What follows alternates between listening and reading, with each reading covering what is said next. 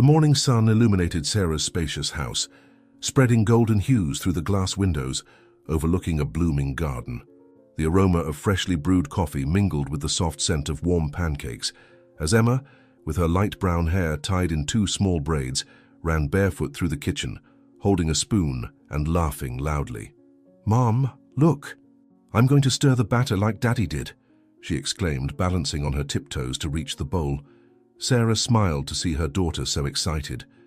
There was a hint of sadness in the mother's eyes, but she quickly averted her gaze and continued cutting fruit for breakfast. "Okay, but be careful, Emma. We don't want the kitchen to turn into a mess before work," she said affectionately.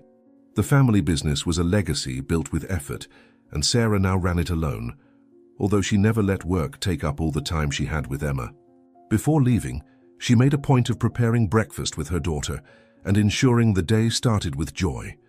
James, the family's driver and friend, entered the kitchen with a warm smile and an apron tied around his waist.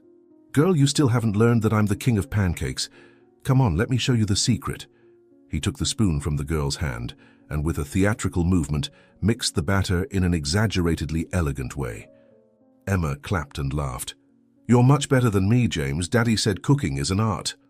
After breakfast, the trio headed to the company. On the way, Emma looked out the car window and hummed a made-up song, while Sarah checked the day's agenda. "Mum, you always work so hard. When will we have a day just for us without meetings and papers?" Sarah closed her notebook and held her daughter's small hand. "I promise Sunday will be just the 2 of us, a whole day without worries, okay?" Emma nodded, satisfied, while James gave a conspiratorial look in the rearview mirror. "And if you'll allow me, I can prepare a picnic in the garden. What do you think?" The girl bounced on the seat, excited. "Yes, but there has to be chocolate cake." When they arrived at the company, Sarah greeted the employees and went to her office, while Emma said goodbye to James with a tight hug. "Don't forget to come back and pick me up, James." He laughed and ruffled the girl's hair. "I would never forget, little one. You're my most important appointment of the day." Emma ran down the hallway and sat in the small space her mother had prepared for her next to her desk. There were blank sheets, colored pencils, and a small easel for her drawings. "Can I draw our house today, Mum?" Sarah looked at her daughter and nodded. "Of course, my love. I want to see how you imagine our home." Time passed quickly, and Emma lost herself in the colorful scribbles. James returned at the agreed time, bringing a snack for the girl. "I knew you'd be focused on that. I brought a sandwich and juice to give you energy." Emma smiled and took the snack, feeling cared for. "Thank you, James. You're the best." Sarah watched the scene affectionately. James was more than just a driver, someone everyone trusted wholeheartedly. At the end of the workday, Sarah and Emma returned home. Dinner was peaceful, with conversations about the day and laughter over Emma's made-up stories. "When I grow up, I'm going to be an artist and make comics about our family," said the girl, showing a drawing of James dressed as a superhero. "Look, Mum, Super James, the best driver in the world," Sarah laughed, while James pretended to be moved. "This is the greatest recognition I've ever received. I'll even frame this drawing." Before bed, Emma jumped onto the bed and snuggled into the soft blanket. Sarah sat next to her daughter, holding her small hand. "Good night, my love. Dream of beautiful things." Emma smiled and closed her eyes. "Good night, Mum. I love you so much." Sarah kissed her daughter's forehead and turned off the light. Little did she know that this happy routine was about to be irreversibly destroyed. The day started like any other. The sun was still slowly rising when Sarah prepared breakfast, watching Emma play with the napkin on the table.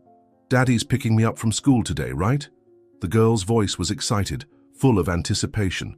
Sarah smiled and nodded. "Yes, my love. He promised to take you out for ice cream later."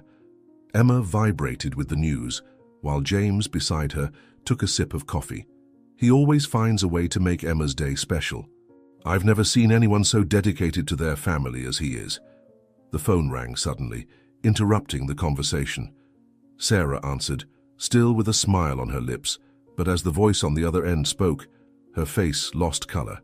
The cup in her hand trembled, and James immediately noticed something was wrong. "Mrs. Sarah, what happened?" he asked, but the woman remained silent for a few seconds, as if her brain refused to process the words she had just heard. "An accident." The car rolled over. They took him to the hospital. Her voice came out broken, almost lifeless. Emma, still unaware of the gravity of the situation, pulled at the hem of her mother's blouse. "Mom, what happened to Daddy?" James didn't hesitate. He grabbed the car keys and took Sarah's arm, guiding her out of the house. "We need to go now." The drive to the hospital felt like an eternity. Sarah held Emma's hand tightly, as if afraid her daughter would vanish before her eyes. Her heart was beating so hard it echoed in her ears. Every red light, every slow car in front, every second of waiting was a stab of anguish. "He's going to be okay, isn't he?" Emma asked, her voice laden with innocent hope. Sarah pressed her lips together and didn't answer. She wanted to believe it. She needed to believe. Upon arriving at the hospital, the silence of the white corridors was deafening. The smell of antiseptic and the hurried footsteps of the nurses formed a scene of coldness that contrasted with the stifling warmth of Sarah's despair. A doctor approached with a grave expression, and the instant he uttered her husband's name, Sarah knew the next words would shatter her world. "We did everything we could. The impact was too severe." The sentence seemed to drag on, as if time had slowed down to prolong the suffering. Sarah stumbled backwards, clutching her chest. "No, it can't be. He was fine this morning. He left with a smile. This is a mistake." Her voice trembled, her wide eyes searching for any clue that it was all a terrible misunderstanding. James held her by the shoulders, trying to keep her on her feet. Emma, who until then had only been watching, tugged at her mother's shirt sleeve. "Mommy, where's Daddy?" The girl's gaze sought answers, but Sarah had no strength to respond. The funeral was held 2 days later, on a cloudy morning that perfectly reflected the suffocating grief that hung over the family. The church was filled with friends, co-workers, and people who admired the man who had left too soon. Sarah stood beside the casket, her eyes fixed on the polished wood as if expecting him to rise and smile at her at any moment. "This isn't real," she repeated mentally, but the weight of the hands holding her shoulders said otherwise. Emma held a small bouquet of white flowers, her fingers gripping the stems tightly. The girl still didn't seem to fully comprehend what was happening. "When are we going to see Daddy again?" she whispered to her mother. Unable to answer, Sarah simply pulled her daughter into a tight embrace. "He's in a beautiful place now, my love." But the words came out weak, as if she didn't believe them herself. James remained close throughout, watching Sarah and Emma with concern. He knew the grief wouldn't be easy to overcome, but the way Sarah maintained her vacant gaze and mechanical gestures worried him deeply. "If you need anything, I'm here," he said softly, placing a comforting hand on her shoulder. Sarah nodded, but her mind seemed distant, somewhere between the happy past and the devastating present. After the burial, the house, once filled with laughter and movement, became a heavy and silent place. The aroma of coffee that used to fill the mornings had disappeared, replaced by the scent of flowers left by visitors in tribute to the deceased. Emma's room remained untouched, with drawings scattered on the table, but the girl refused to pick them up. "Daddy was going to teach me to draw better," she murmured, her eyes welling up as she looked at the easel. Sarah spent long minutes sitting in the living room armchair, staring at a family photo. She didn't cry, she just sat there, as if waiting would bring back what she had lost. Seeing her in that state, James approached with a cup of tea. "He wouldn't want to see you like this, Sarah, you know that." The woman finally averted her gaze from the photo and sighed, but didn't respond. Inside her, the pain was still too raw for any words to make sense. Emma, without fully understanding the magnitude of the loss, began to feel the impact of her father's absence. Nights were difficult, and the little girl often woke up calling for him. On one of those nights, Sarah found her curled up in bed, hugging her own pillow. "Mommy, I dreamed about Daddy. He said he's still taking care of us." Sarah held back her tears and lay down beside her daughter, wrapping her arms around her. "He will always take care of us, my love. Always." But deep down, she wondered herself how she would move on without the man who was her foundation. The pain of the loss wouldn't dissipate anytime soon, and Sarah knew it.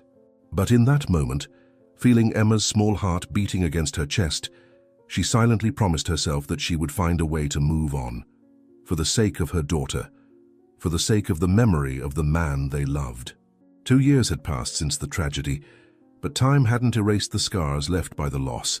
The house, once filled with life, now seemed larger, quieter, as if it were still learning to live without its pillar. Sarah had adapted to the new reality as best she could, taking over the family business with determination and strength, but every decision made alone was a reminder that he was no longer there to advise her. The office they once shared now belonged to her completely, and although she had rearranged the furniture and removed her deceased husband's personal belongings, the sense that he was still a part of that space never completely disappeared. Emma, now 7 years old, had also changed. Her childlike features were still present, but her father's absence had left marks that not even time had managed to soften. She no longer ran through the house every morning as before, nor asked him to pick her up from school. Her spontaneous and smiley demeanor had given way to a more introspective girl, who preferred to spend time drawing in her room or sitting in the garden, looking up at the sky as if waiting for a sign. "Mom, do you think Dad misses us?" The question came on a quiet afternoon while Sarah was reviewing some documents in the living room. She raised her eyes to her daughter, feeling a tightness in her chest. "I'm sure, my love. But he left us so much love that we can still feel it, can't we?" Emma nodded slowly, saying nothing, turning her attention back to the drawing she was making. Sarah's routine had become exhausting. The responsibilities of the company were enormous, and she often found herself stuck in endless meetings, dealing with numbers and important decisions she had previously shared with her husband. James, ever loyal, had remained by the family's side, ensuring that Emma had the presence of a reliable figure while Sarah devoted herself to the business. "You need to rest more, Mrs. Sarah. Working like this will end up knocking you down," James said one night as he watched her close a folder of reports. Sarah sighed, massaging her temples. "I can't afford that luxury, James. The company needs me. And so does Emma." Emma, despite her silent change, remained a child seeking comfort in small things. She enjoyed spending time in her mother's office after school, sitting in a corner with her colored pencils, scribbling images that often brought elements of her former life. One day, Sarah noticed a drawing on her daughter's table and felt a lump in her throat. It was an illustration of the three of them. Emma held her mother's hand, and beside her, a man drawn with soft strokes, surrounded by little stars. "Daddy still takes care of us from heaven," the little girl explained, noticing her mother's emotional gaze. Sarah couldn't hold back her tears and pulled her daughter into a tight hug. "And I will always take care of you, my love." Even with the pain still present, Sarah strived to create happy moments for her daughter. On Sundays, she set aside a few hours to take her to the park or to a cafe that Emma liked. James always joined them, bringing his welcoming energy to lighten the moments. "Today I want a really big hot chocolate," Emma announced as she sat at the table. "And a piece of cake too," James laughed. "Good to know there's still room for joy in that little heart." Sarah looked at her daughter and smiled. "Let's make this a good day, shall we?" However, not all moments were easy. There were nights when Emma would curl up in bed, feeling an emptiness she couldn't explain. On one of those nights, Sarah found her awake, staring at the dark ceiling. "Can't sleep, dear?" The girl hesitated before answering. "Sometimes I forget what Daddy's voice sounded like, and that scares me." Sarah swallowed hard and lay down beside her daughter. "Close your eyes. Imagine him telling you a bedtime story like he used to. He will always be with you in the most beautiful memories." Emma obeyed, and gradually her breathing became calmer. The pain of loss had not disappeared, but Sarah and Emma learned to carry their grief in a way that did not prevent them from moving forward. The company grew under Sarah's firm command, and she became a respected leader, while Emma, despite her longing, found small reasons to smile. Life had changed, but the love they shared remained the force that kept them together. Sarah's routine was starting to stabilize, but loneliness weighed heavily on specific moments. 2 years had passed since she lost her husband, and despite her firm and determined demeanor at the company, there were still days when the silence of the house was unbearable.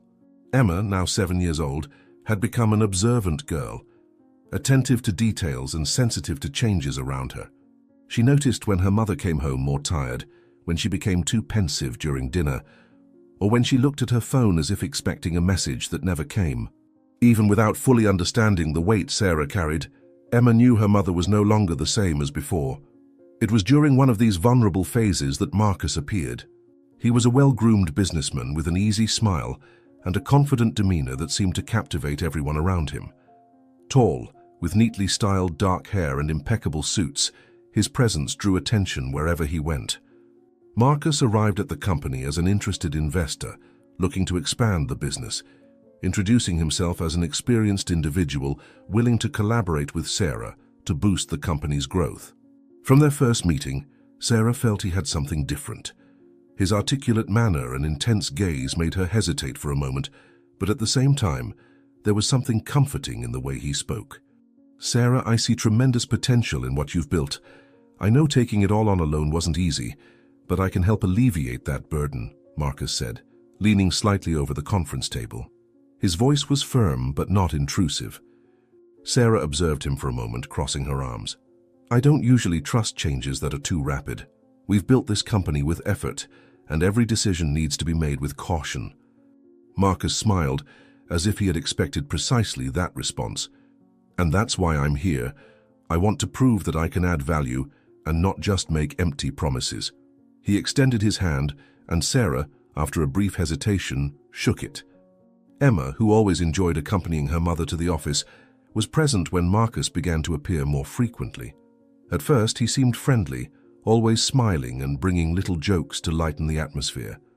But the girl didn't take long to notice that something about that man made her uncomfortable.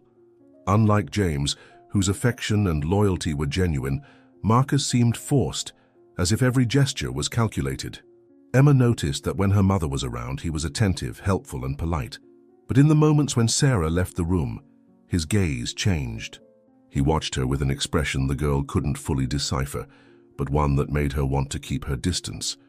One afternoon, while drawing in her mother's room, Emma saw Marcus approaching and sat up straighter, gripping the pencil more tightly. "What a beautiful drawing, little artist," he said, bending down to take a closer look. "What are you drawing?" Emma hesitated before answering, keeping her eyes fixed on the paper. "My family." Marcus tilted his head, feigning interest. "And where am I in this drawing? After all, I'm always around here." The girl looked at him and frowned slightly. "You're not part of our family." Her response was simple but cutting. Marcus chuckled softly as if amused by the response, but there was something cold in his laugh. That night, while they were having dinner, Emma decided to speak her mind. "Mom, do you like Marcus?" Sarah, who was cutting the food on her plate, looked up at her daughter, surprised by the sudden question. "Why are you asking that, dear?" Emma shrugged, playing with her fork. "I don't know. He seems nice, but he also seems fake." Sarah let out a light laugh, not giving it much importance. "He's a businessman, Emma. Business people tend to be very persuasive." But the girl was not convinced and insisted. "James isn't like that. Dad wasn't either." Sarah paused for a moment, reflecting on her daughter's words. Indeed, Marcus was different. He was charming, knew exactly what to say and when to say it, and was always available to help her. But there was something in his gaze that made her uneasy, a discomfort that arose in unexpected moments. Still, she shook her head and smiled at Emma. "You don't need to worry about that, dear. I know what I'm doing." But Emma didn't respond. She just kept playing with her food, with the strange feeling that her mother didn't really know who she was dealing with. Time passed, and Marcus, with his constant presence and calculated charm, began to gain Sarah's trust. He not only proved to be an ally in business, but also someone willing to alleviate her responsibilities, suggesting strategies and demonstrating deep knowledge of the market. With well-chosen words and an ever-attentive gaze, he made her feel less overwhelmed, as if she finally had someone with whom to share the burden. "Sarah, you need to trust yourself more. Your business instinct is sharp, and together we can take this company even further," he would say, making her feel validated. Sarah began to believe that perhaps Marcus was really there to help her, someone who wanted to see her prosper. Gradually, Marcus began to assume a more central role in the company. What was once an occasional presence in strategic meetings became an active participation in important decisions. He offered to handle heavy negotiations, mediate contracts, and even review financial reports that Sarah had previously done alone. "Trust me, Sarah. You need to focus on the overall vision of the business, and I can take care of the administrative details," he suggested one afternoon, pushing a document for her to sign. Sarah hesitated for a moment, but eventually gave in. "You've been a great help, Marcus. I don't know what I'd do without you." It was the answer he wanted to hear. Emma, however, didn't share her mother's trust. The girl observed everything with an attention that even Sarah didn't notice. Ever since Marcus had started frequenting her home and office, Emma had felt an uneasiness that was hard to explain. His smile seemed fake, as if every word was spoken to please, and not because he really cared. There was something in his eyes that made her feel chills. When her mother talked about how much he was helping the company, Emma held herself back from challenging her right away. But one day, she couldn't stay quiet anymore. "Mum, why is Marcus always here?" she asked, sitting on the living room couch with her arms crossed. Sarah, who was reviewing documents, looked at her daughter without understanding the concern. "He works with me, dear. He's helping keep the company running." Emma frowned. "But you didn't need help before. Dad never needed anyone for that." The mention of her father made Sarah sigh. She closed the folder and approached her daughter, sitting beside her. "Emma, I know you miss Daddy. I miss him too. But we need to move on. Marcus isn't replacing anyone. He's just making things easier." Emma didn't seem convinced. She looked at her mother with serious eyes, rare for a 7-year-old child. "But I don't like him." Sarah laughed lightly, amused by her daughter's seriousness. "You just don't know him well enough yet. Marcus is a good person." But Emma just shook her head. "I know enough. He pretends to be nice, but it's not real." Sarah was silent for a moment. There was a firmness in her daughter's voice that bothered her, but she ignored the feeling and sighed, running her hand through the girl's hair. "Dear, I understand that you're suspicious, but I know what I'm doing." James, too, wasn't entirely comfortable with Marcus's presence. Although he maintained a respectful demeanor, he closely observed the businessman's movements within the company and within the house. The way Marcus won Sarah over with sweet words and supportive gestures seemed too calculated. One night, while driving Emma home from school, James noticed that the girl was quieter than usual. "What's wrong, little one? Are you worried about something?" Emma hesitated before answering. "James, do you like Marcus?" The driver was surprised by the direct question, but didn't show it. "Well, I don't think I know him well enough yet to say." "But why are you asking?" Emma bit her lip, looking out the window. "He gives me the chills. It seems like he's lying every time he smiles." James was silent for a moment, driving at a steady pace. He'd already had his doubts about Marcus, but hearing that from Emma made his concern grow even more. "If that's how you feel, maybe it's good to pay attention. But your mother believes he's helping, so we have to be careful about what we say." Emma nodded, but didn't seem convinced. What James didn't know was that the girl had been paying attention for a long time, and something inside her told her that sooner or later, her mother would see what she already knew. Marcus wasn't who he seemed to be. Emma realized that something had changed in the way Marcus looked at her. Before, his presence had already made her uncomfortable, but now there was something different, darker, heavier. When Sarah was around, he maintained the same polite smile and kind words, but as soon as they were alone, that mask would slip, revealing something that no one else seemed to notice. At first, it was just looks, long, cold, laden with something Emma couldn't name. Then came the whispers, low words her mother never heard. "Smart girls who meddle too much end up getting into trouble," he said once, leaning over the table while she was drawing. At first, Emma didn't tell her mother. She was sure Sarah wouldn't believe her. But then, the little provocations turned into something worse. One afternoon, while playing in the garden, Emma tripped on a stone and fell, scraping her knees. It wasn't serious, but when Marcus appeared, he grabbed her arm tightly and pulled her up abruptly. "Stop being clumsy," he muttered, squeezing her skin harder than necessary. Emma swallowed hard, feeling her heart race. When Sarah appeared a few minutes later, he had already let go of the girl and was exhibiting his charming smile again. "Emma is fine. She just got a little scared." The little punishments began to appear at times when Sarah wasn't around. When Emma spilled a glass of juice on the dining table, Marcus grabbed a napkin and pressed it against her mouth forcefully. "Learn not to make a mess," he whispered, while cleaning up the spilled liquid. His fingers held her chin firmly, and Emma resisted the urge to push him away. Her whole body was trembling, but she knew that if she said anything, he would deny it, and her mother would believe him. The worst happened one night when Sarah needed to go out for a meeting, leaving Marcus responsible for putting Emma to bed. He entered the room and closed the door slowly. "You know, Emma, you're a very stubborn girl. Always wanting to ruin things for your mother. He approached, and Emma shrank back on the bed, feeling the heavy air around her. I don't like you, she said softly, trying to sound firm. But Marcus just smiled. It doesn't matter. What matters is that your mother likes me. And you know what? If you keep trying to get in my way, I can make your life very, very difficult. That night, Emma couldn't sleep. Her heart was beating so hard it seemed to echo in the dark room. Now more than ever, she knew Marcus was not just someone she didn't trust. He was someone dangerous.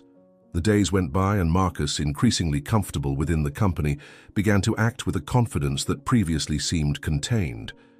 He no longer needed Sarah's approval to make certain decisions, for he had gradually assumed a leadership role that did not belong to him.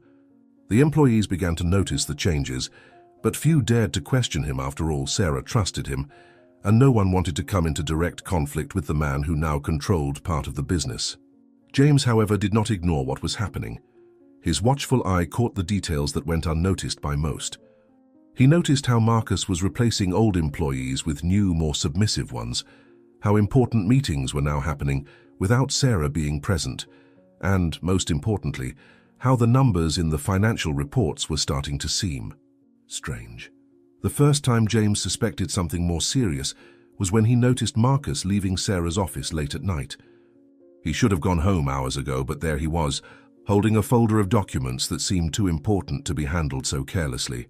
The next day, when he took Emma to the company, James took a moment of distraction to look at Marcus's desk. There were papers scattered over the glass, some sheets with hurried notes and high figures marked in red. He didn't understand exactly what those numbers meant, but he was sure something was not right. Emma also began to notice small things that seemed strange to her. One day, while waiting for her mother to finish a meeting, she passed by Marcus's office and noticed a thick envelope on the desk. Curious, she approached and saw that it contained several printed papers, some with stamps that seemed important. She couldn't read everything that was written, but one word caught her attention: transfer. Her father used to use that word when talking about the company's money, and Emma knew it had something to do with accounts. But why would Marcus have so many sheets like that? Before she could take a closer look, she heard footsteps in the hallway and quickly retreated. Emma, what are you doing here? Marcus's voice sounded firmer than usual. He crouched down and looked into the girl's eyes, his face carrying a tense smile. Emma felt a shiver run down her back but tried to stay calm. Nothing. I was just waiting for Mom. Marcus pressed his lips together and looked at the desk, as if checking if anything had been touched. You know you can't touch my things, right? Emma nodded, feeling her heart racing. I didn't touch anything, she replied quickly. Marcus was silent for a few seconds, then stood up and patted the top of the girl's head with a controlled gesture. Good, keep it that way. Meanwhile, James decided to investigate on his own. He had always had access to some areas of the company, since he had been part of the family for years, and he used this to his advantage. One of the nights when he stayed until later waiting for Sarah, he passed by Marcus's office and found a spreadsheet open on the computer. The values shown there didn't make sense. There were transfers to unknown accounts and recorded expenses that didn't match the weekly reports. His heart raced. That bastard is embezzling money, he muttered to himself. James knew he needed to talk to Sarah, but she was so blinded by her trust in Marcus that she needed concrete proof. The problem was that Marcus was careful. He wouldn't leave easy trails to follow. But James already had a goal: to find out the truth before it was too late. Meanwhile, Emma felt that something was about to happen. Every day, Marcus seemed more comfortable, more confident, and that frightened her.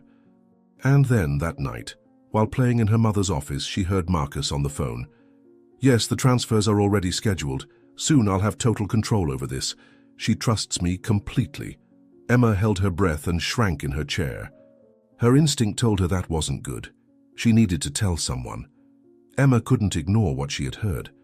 Marcus's words on the phone echoed in her mind, and every time she looked at him, the feeling of discomfort grew. She needed to tell her mother.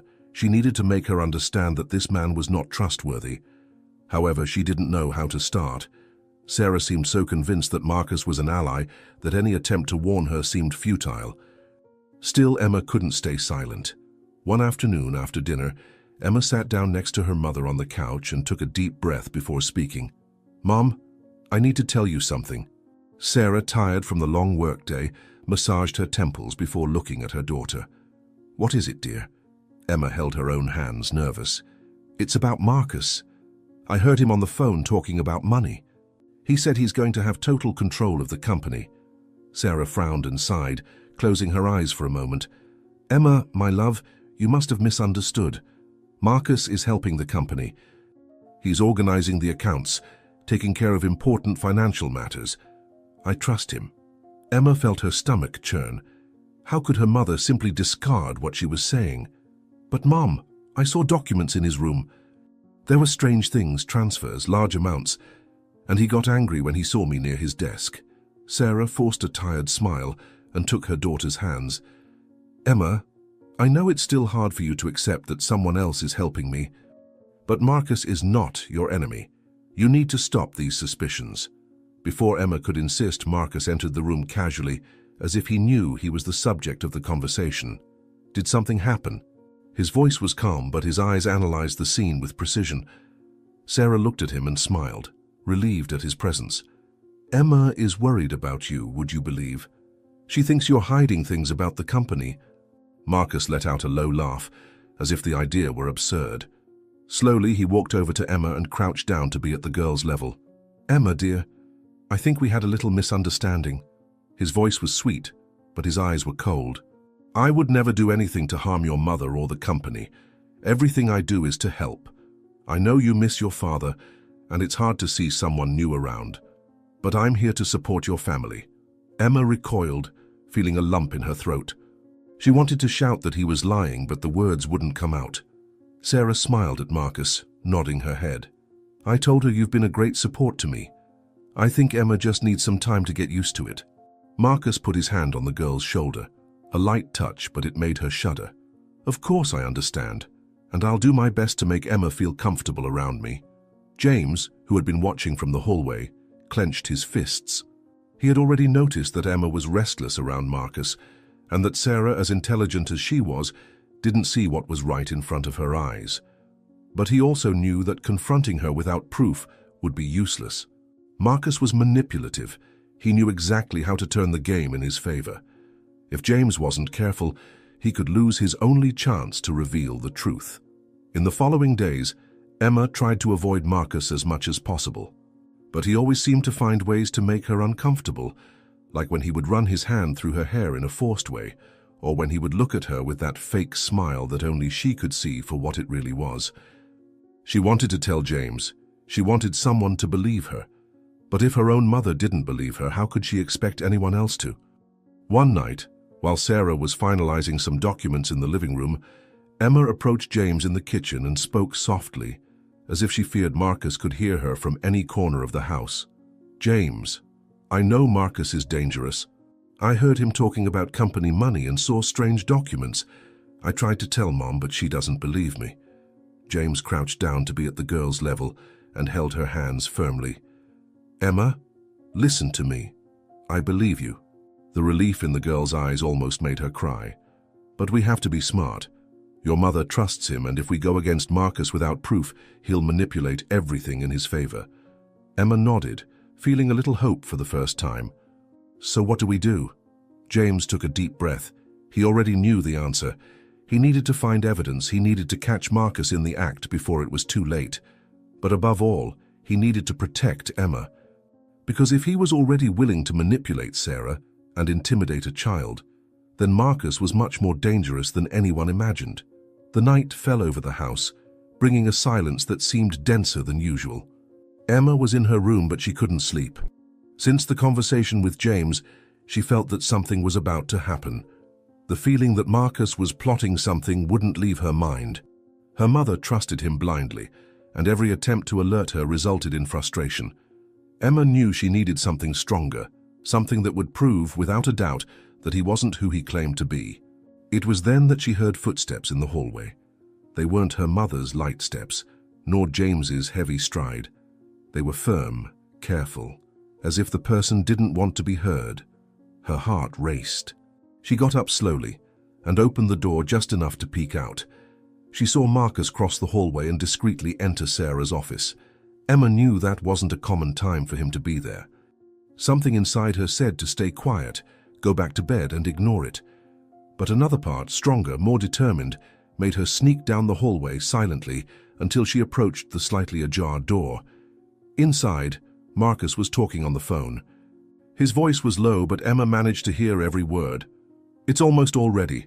The final transfers will be made in the next few days. When everything is completed, Sarah will have no choice but to sign the sale of the company. She trusts me completely." There was a pause, and Emma held her breath. "Yes, I guarantee there are no suspicions. She believes I'm helping her. When she realizes, it will be too late." Emma's blood ran cold. He was deceiving her mother. Everything she feared was happening right before her eyes. Her heart raced, but she tried to calm down. She needed to tell James. She needed to prevent Marcus from ruining everything. However, when she took a step back, the floor creaked under her feet. The sound was low, but enough for Marcus to turn around instantly. His eyes narrowed, and his expression changed immediately. For a moment, Emma thought about running, but her legs didn't obey. Marcus hung up the phone slowly and took a step towards her. "Emma," he called, with a tone that pretended to be kind, but carried something sinister behind it. The girl tried to back away, but he was faster. Before she could escape, Marcus firmly grabbed her arm, crouching down to be at her face level. His smile was forced, his eyes colder than ever. "You heard something you shouldn't have, didn't you?" Emma tried to break free, but he tightened his grip. "Listen carefully, little girl. Curious children end up getting into big trouble." Emma felt a chill run down her spine. His hand gripped her arm tightly, but what scared her most was the tone of his voice. He was no longer pretending to be kind. I didn't hear anything," she lied, trying to hide her fear. Marcus tilted his head, evaluating her for a moment. "Ah, Emma, you're not good at lying." His finger slid down the girl's arm, as if to remind her that he could hurt her at any moment. She needed to think fast. "If you tell your mother or James anything, you'll regret it." The threat came low, firm, like a sharp blade cutting the air. "Your mother needs me, and if you get in the way, well, you don't want to see your mother suffering, do you?" Emma felt her eyes fill with tears, but she refused to let them fall. She couldn't show weakness. She needed to get out of there. She needed to do something. "I won't say anything," she mumbled, trying to sound convincing. Marcus watched her for a few seconds and finally released her arm, smoothing the fabric of her clothes as if nothing had happened. "Good, because I would hate to have to take care of it." She ran to her room and closed the door, locking it behind her. Her heart was beating so fast it seemed like it would jump out of her chest. Her arm hurt where Marcus had grabbed her, and when she looked, it was red. The tears she had held back began to fall silently. For the first time, she felt true fear, but then she took a deep breath and wiped her face. She couldn't let Marcus win. She knew the truth now, and even though she was scared, she couldn't let him destroy everything her father had built. She needed to tell James. She needed to act before it was too late. Marcus knew he needed to act quickly. Emma had already shown that she was not an easily manipulated child, and worse, that she was too attentive. He felt his influence over Sarah solidifying completely, but the girl's presence represented a risk he could no longer ignore. If Emma opened her mouth and convinced Sarah to distrust him, everything he had worked for would crumble. He couldn't allow that, and so he decided she needed to disappear. The next morning, Marcus made a few discreet calls. His tone was calm, controlled, as if he were closing a simple business deal. But the words he used carried a cold, calculated weight. "I want everything to be ready. No mistakes. Nothing that can be traced," he murmured on the phone while looking out the window of Sarah's office. He saw Emma playing in the garden, sitting on the grass with a sketchbook in her lap. "Yes, tomorrow night. There can be no failures." Meanwhile, Emma felt the tension building around her. Since the night before, every look from Marcus seemed charged with something more intense, more dangerous. She tried to avoid him, but she knew he was watching her. She couldn't tell her mother because Sarah had already made it clear she wouldn't believe her. The only person who could help her was James. So that same afternoon, she took a moment when he was alone in the garage to run to him. "James, he knows I know." Emma panted, her eyes wide with fear. James immediately crouched down and held her shoulders. "What happened?" Emma looked around, making sure Marcus was nowhere nearby. "I heard him on the phone. He said everything is ready, that tomorrow night something will happen." Her voice trembled. James felt his stomach churn. He already suspected Marcus was preparing the final blow, but the mention of tomorrow night made his blood run cold. It wasn't just about the company. Emma was involved, and he knew Marcus wouldn't hesitate to take drastic measures if he felt he could lose. "Emma, listen carefully," said James, holding the girl's face in his hands. "Don't be alone with him. If you need me, call me, but don't show that you know anything. We can use this against him." Emma nodded, but the fear in her eyes was evident. James felt an enormous weight in his chest. He couldn't fail. He needed to act before Marcus did something irreversible, and for that, he would need to find out exactly what the plan was. At the company office, James began to observe each of Marcus's movements. He noticed that in recent days, Marcus avoided talking about business in front of Sarah, as if ensuring that nothing seemed suspicious. However, he received frequent phone calls and always discreetly left to answer them. His behavior was different. Marcus no longer pretended to be so sympathetic to the employees. He seemed more impatient, more rushed, as if he knew the time to act was approaching. One of his greatest suspicions came when he saw Marcus in the parking lot, near his own car, handing a thick envelope to an unknown man. The man was tall, wearing a dark suit, and did not appear to be an ordinary businessman. James approached discreetly and managed to overhear a snippet of the conversation. "The initial payment has been made. Tomorrow the rest. You know what to do." The man nodded and took the envelope, leaving without asking any questions. James closed his fists. He had no concrete evidence yet, but he knew Marcus was involved in something far more dangerous than corporate fraud. He needed to find out what would happen the following night before it was too late. That night, Marcus entered Emma's room without knocking. The girl shrank back on the bed, clutching her blanket as if it were an invisible shield against him.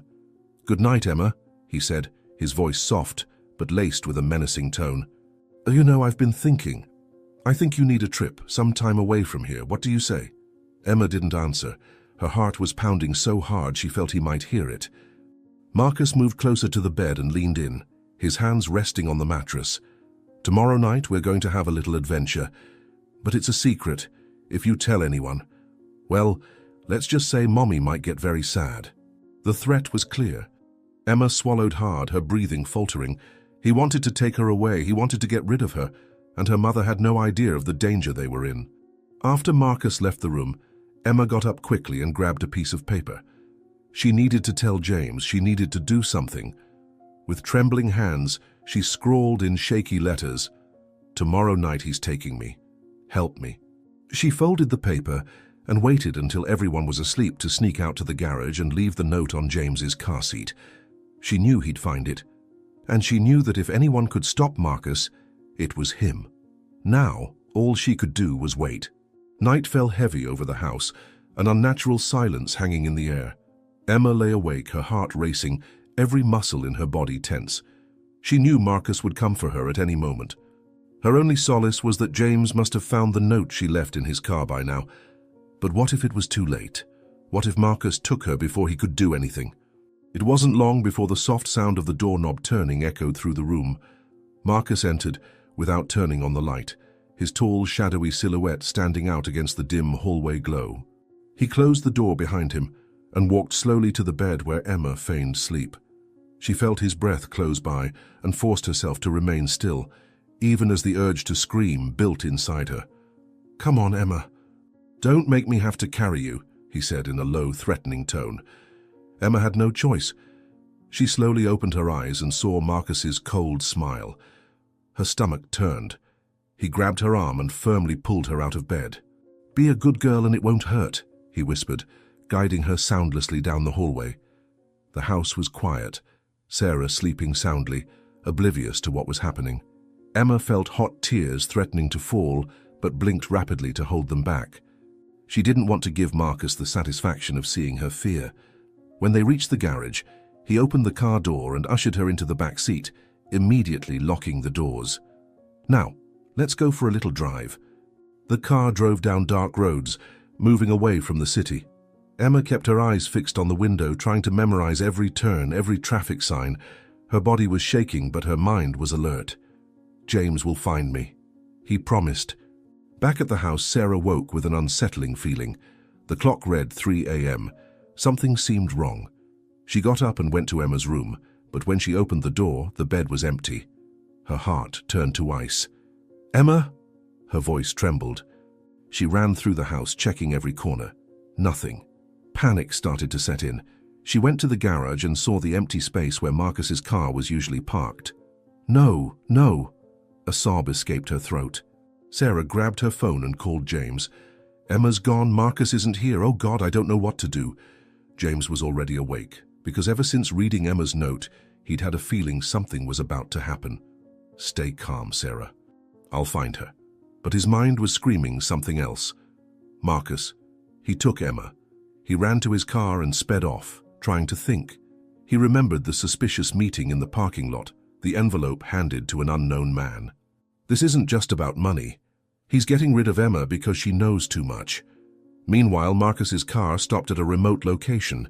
Emma looked out the window and felt her blood run cold. It was an abandoned lot, with old buildings and a strong smell of rust and damp in the air. He opened the door and yanked her out by the arm. "Welcome to your new home, Emma." The kennel door opened with a screeching creak, and Emma shrank back further into the corner. Marcus entered with a flashlight in his hand, the beam of light cutting through the darkness and hitting her face directly. She averted her gaze, squeezing her eyes tightly to avoid the blinding glare.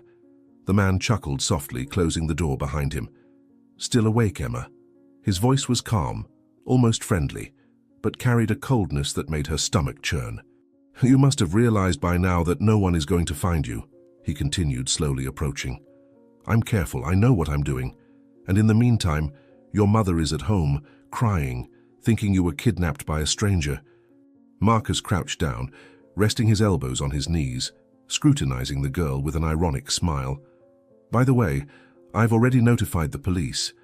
I made sure to portray a devastated husband, desperate for his missing stepdaughter. Everyone believed me." Emma felt panic rising within her, but she refused to cry in front of him. Her throat was dry, and her voice came out weak when she finally managed to speak. "James knows." Marcus's smile faded for a moment, but soon he regained that controlled expression. "James may suspect, but he can't prove anything. You have no idea how easy it is to manipulate the right people. When the police started investigating, I made sure to lead them to false leads. They're looking on the opposite side of the city. And your mother, well, she's already starting to wonder if she's not becoming paranoid." Emma felt tears burning her eyes, but she blinked quickly to keep them from falling. If Sarah was really starting to believe him, then their chances of rescue diminished with every passing second.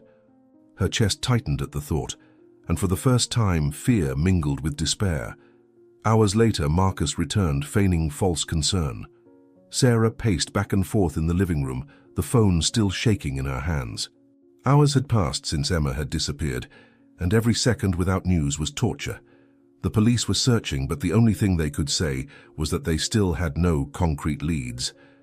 Marcus, sitting on the sofa, pretended to be devastated. "I simply don't understand, Sarah," he said, rubbing his hands over his face as if holding back tears. "How could this happen? How could someone have taken Emma without us noticing anything?" His voice was laden with false anguish, and Sarah felt a pang of guilt for doubting him for the first time. Something didn't make sense. Marcus was careful, always displaying concern, always trying to be a good partner, but something about his behavior seemed rehearsed. He wasn't distraught in the way he should have been.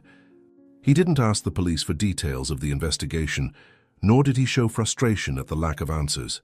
"Are you sure you didn't see anything strange last night?" Sarah asked, trying to keep her voice steady. Marcus slowly raised his head and looked at her. His eyes were red, as if he had been crying, but something in the way he looked at her sent a chill down her spine.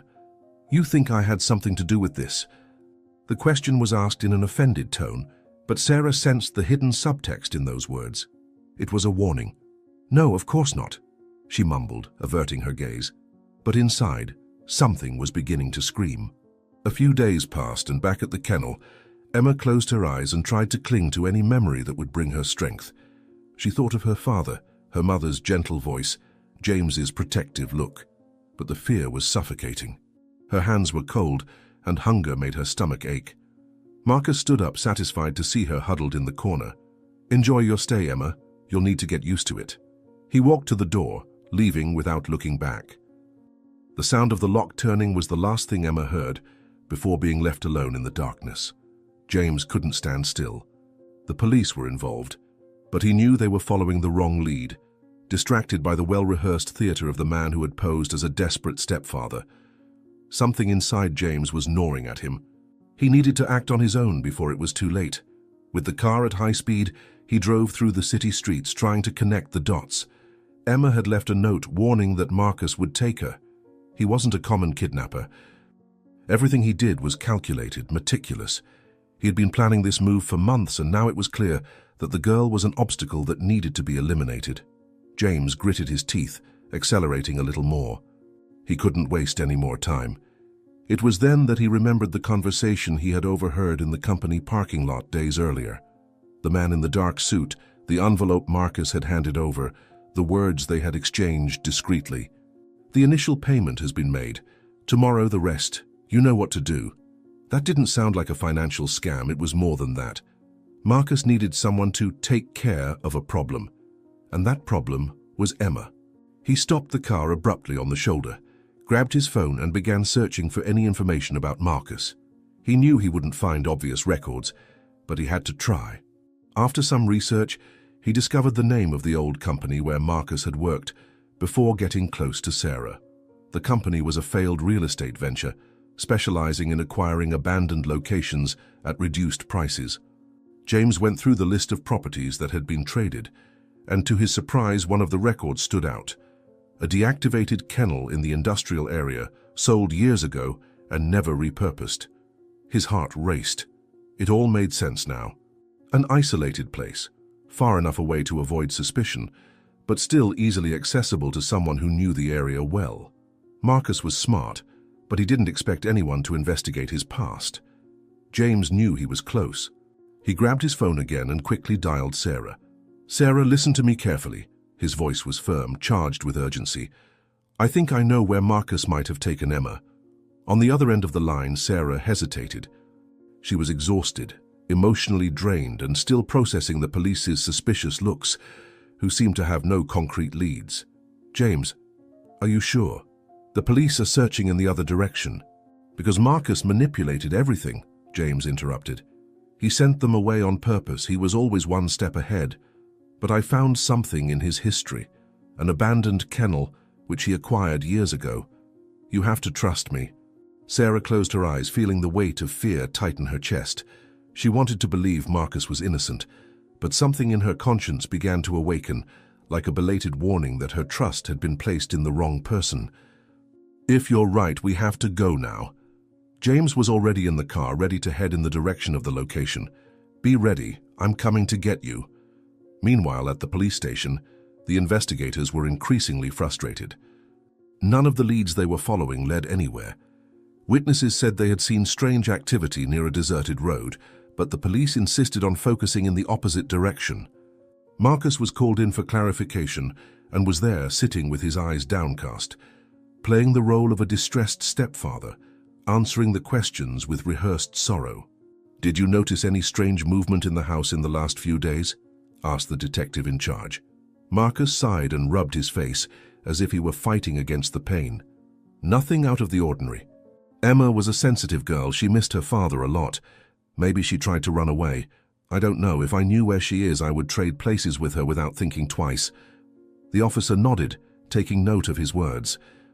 The theater was working, but Marcus knew that wouldn't last forever. He needed to ensure that Emma disappeared for good. Back at the kennel, the girl curled up on the floor, tried to ignore the growing pain of hunger. Her body was weak and her mind was clouded, but her hope hadn't died yet. She knew James wouldn't give up. He would find her. And at that moment, James stepped hard on the accelerator, determined to get there before it was too late. James parked the car in a discreet alley. His heart was pounding, adrenaline coursing through his veins. He knew he didn't have much time. If he was right, Emma could be suffering every minute, and any delay would be fatal. He looked around to make sure no one was nearby before approaching Marcus's vehicle, which was parked on the side of the house. With firm but light hands, he forced the door until it gave way. He rummaged through the glove compartment and the center console, searching for anything that could give him a concrete clue. It was then that he found a crumpled piece of paper stuck between the seats. He quickly unfolded it, and his heart nearly stopped when he read, "Purchase of dog locks, San Vicente Kennel, special order." He gripped the receipt between his fingers, feeling the weight of the discovery. The San Vicente Kennel was an abandoned facility, and Marcus clearly didn't own any dogs. This only confirmed what he had already feared. Emma was there. He grabbed his phone and called Sarah without wasting any time. "Sarah, I have proof. I found a receipt in Marcus's car. He bought locks for an abandoned kennel." His voice was charged with urgency. On the other end of the line, Sarah was at the home office, her trembling hands rummaging through Marcus's drawers. Ever since James had told her about her husband's suspicious past, she couldn't contain herself. Something inside her screamed that the truth was right there, hidden in plain sight. And then she found it. A bundle of documents hidden in the bottom of the lowest drawer, rolled up and held by a rubber band. She opened them hastily, her eyes scanning the pages. Financial records, bank transfers, money embezzled from the company. It was proof that Marcus had not only betrayed her trust, but was also driving her to bankruptcy without her realizing it. James. My God, I found it. He embezzled money from the company. I have everything here. Her voice trembled, mixing shock and despair. "Sarah, listen," said James, trying to stay calm. "This proves he's a con man, but now we need to focus on what's most important. Emma." Sarah hesitated for a second, but then clutched the papers to her chest. Her heart was heavy with guilt for not having seen earlier who Marcus really was, but now she needed to act. The truth was finally coming to light. But would they make it in time? The cold night wind blew against the metal walls of the abandoned kennel, making the place seem even darker. The smell of rust and damp permeated the air, and every sound echoed through the empty corridors, increasing the feeling of isolation. Emma lay curled up in the corner of the small cell where Marcus had locked her, her body trembling. She didn't know exactly what time it was, but the absolute silence indicated that the early hours of the morning had already arrived. The sound of an approaching car made her heart race. She curled up even tighter, quickly closing her eyes and forcing her breathing to remain slow and steady. If she pretended to be asleep, perhaps she could overhear something useful. The metal door creaked when it opened, and heavy footsteps echoed through the place. Emma recognized the weight of Marcus's boots on the concrete floor, and a shiver ran down her spine. He stopped near the cell and stood there for a few seconds, watching her. Emma struggled not to move, keeping her expression serene. "Still sleeping, huh?" he muttered, more to himself than to her. After a few more seconds, he moved away, walking through the kennel to the room next door. Emma opened her eyes a crack, just enough to see that he was busy with something. She slowly raised her head, trying to see better through the rusty bars. Marcus crouched in front of a black suitcase, unzipped it and began checking its contents. The dim light from the flashlight he held reflected off stacks of cash piled up. "This is more than enough to start over somewhere else," he muttered, speaking to himself as he counted the bundles of bills. "Once I get rid of the girl, Sarah will have no choice but to sell the company. With the police looking in the wrong direction, no one will ever know what really happened." Emma felt her blood run cold. Get rid of me. Terror took over her body, and she had to bite her lip hard to keep from making a sound. If he was planning to disappear with the money, that meant he didn't intend to leave her alive. Despair tightened her throat, but she knew she couldn't panic. Marcus picked up his phone and quickly dialed a number. "It's all set," he said in a low, determined tone. "Early tomorrow morning I'll finish this. After that I disappear. You'll need to finalize the details for the sale of the company while the investigations continue." "Sarah will be a mess. She won't contest anything." Emma held her breath. He had accomplices. The plan went far beyond what she had imagined. Marcus wasn't just a con man trying to steal money. He was a killer, planning to get rid of any obstacle that stood in the way of his plans.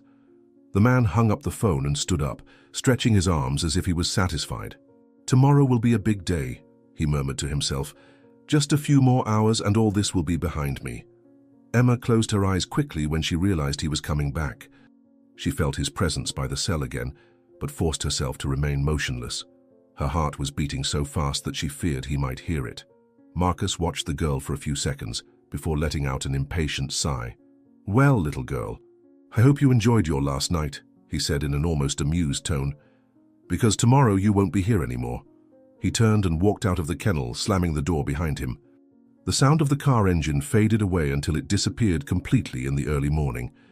Emma opened her eyes, her chest rising and falling quickly. Tears streamed down her face, but it wasn't time to cry. She needed to get out of there. She needed to find a way to survive. Meanwhile, at Sarah's house, she paced around the office with quick steps, her breathing accelerated. The mountain of documents scattered over the desk made evident what she had tried to ignore for so long. Papers signed with her forged signature, bank transfers to unknown accounts, records of properties she had never bought. Each line was a direct blow to her trust, irrefutable proof that Marcus was not only destroying her financial life, but had planned it all from the beginning. She picked up the phone with trembling hands and dialed James. "I confirmed everything. He stole the company, embezzled money, forged documents. He used my name to get loans, James. I don't know how I was so blind." Her voice broke at the end, taken by a mixture of anger and despair.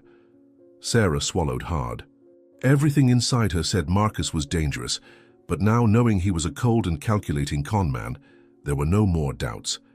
James hung up and turned his attention back to the road. With his heart racing, James got out of the car and advanced carefully to the gate, analyzing the place. The kennel was in ruins, but there were still some solid structures. He needed to get in unseen. He looked around and saw a section of the barbed wire fence slightly loose. Using a piece of cloth to avoid cuts, he pulled the wire aside and snuck into the property. On the other side of the cell, Emma remained lying on the cold ground, hearing everything. Her body was weak, but her mind was alert. "He's going to kill me. I need to get out of here." James moved carefully between the shadows, approaching the main structure. The faint light coming from the room where Marcus was the only illumination in the environment. His heart pounded against his chest. "I'm here, Emma. Hold on." James advanced through the dark corridor of the kennel, his senses alert, his heart pounding hard. The silence was oppressive, only broken by the distant sound of the wind against the metal walls. Every second lost was a risk for Emma. Moving cautiously, he slid along the wall until he found the row of abandoned cells. His gaze scanned the environment, and then in the farthest corner he caught sight of the small figure curled up on the cold floor. "Emma," he whispered, his voice laced with relief and urgency. The girl raised her head with wide eyes, recognizing the silhouette of the man who had never stopped believing in her. Her legs were weak, but hope made her rise quickly and run to the bars. "James!" He pulled the bars, testing their resistance. The iron was old and rusted, but still sturdy. "I'm getting you out of here. Stand back." He grabbed a piece of metal from the floor and forced it against the lock, twisting with all his might. The lock gave way with a loud snap, making Emma let out a sob of relief. Before they could celebrate, a noise echoed from outside. James' eyes narrowed. "We need to leave now." He pulled Emma by the hand, guiding her to a side exit he had identified upon entering. Time was short. James drove at high speed, feeling the cold sweat run down his forehead. Emma was huddled in the passenger seat, her arms wrapped around her own body, her gaze fixed on the road. The silence inside the car was heavy, but he knew any words at that moment would seem too small in the face of what she had just experienced. His only focus was getting her home. When he finally parked in front of Sarah's house, his heart raced. Marcus's car was already there. The living room lights were on, and through the window James could see him holding Sarah by the shoulders, his expression filled with false concern. He knew how to play the game well. Sarah seemed fragile, destroyed by anguish, completely in the hands of the man who manipulated her. James turned off the car engine but remained motionless for a moment, watching the scene through the window. His stomach churned at the sight of Marcus holding Sarah, his eyes full of false compassion, as if he were a desperate husband trying to comfort his wife in a moment of pain. He was a skillful liar, and Sarah, vulnerable as she was, couldn't see it. Emma was also looking into the house. her body tense as she saw the man who had kidnapped her, acting as if he were innocent. Her small fingers gripped the fabric of James's shirt. "He's deceiving her," she whispered, her voice almost failing. James nodded, keeping calm for her. He picked up his phone and dialed Sarah's number. He saw through the window when she picked up the phone with trembling hands. "James?" Her voice came out in a mixture of despair and hope. "Sarah, listen carefully," he said, keeping his tone firm. "I'm right at your doorstep, and I'm not alone." Sarah frowned, confused. "What do you mean?" James took a deep breath before answering. "I found Emma. She's with me. I'm bringing her inside." There was a muffled sound on the other end of the line, as if Sarah had lost her breath for a moment. "Emma? My daughter?" "Yes, but I need you to stay calm." He looked back at the living room where Marcus was starting to show restlessness. The man clearly sensed that something was wrong. "Just open the door and let us in. You need to hear the truth." On the other side of the line, Sarah sobbed. Marcus held her shoulders more firmly. "Who is it, dear?" he asked, forcing a concerned tone. Sarah hesitated. James saw her eyes move between Marcus and the phone in her hand. She bit her lower lip, then answered, her voice trembling. "It's James." Marcus's face hardened. James knew there was no more time. He hung up the phone, opened the car door, and picked Emma up in his arms. With determined steps, he walked to the door, ready to face the monster who had deceived them all. The truth was about to be revealed. Marcus checked his wristwatch for the third time, trying to disguise his impatience. Every minute wasted was a greater risk. He needed to get out of that house before anything went wrong. The plan was prepared. The embezzled money had already been transferred to a secure account. His suitcases were ready, and within a few hours, Sarah would believe he was just traveling to rest. He forced a tired sigh, sliding his hands through his hair and then leaning against the wall, acting out an exhaustion he didn't feel. "Sarah," he called, looking at her on the couch. "I need to tell you something." He forced a concerned look before continuing, keeping his tone soft. "I think this whole situation has affected me more than I thought. Emma's disappearance, these fruitless searches. I just can't sleep properly anymore. I'm not doing well." He paused, observing her reaction. Sarah remained motionless, her eyes lowered, pretending to reflect on his words. Marcus noticed her silence and continued, forcing a heavy sigh. "I need to travel for a few days. Maybe go to a quieter place away from all this. I think we both need some time to breathe."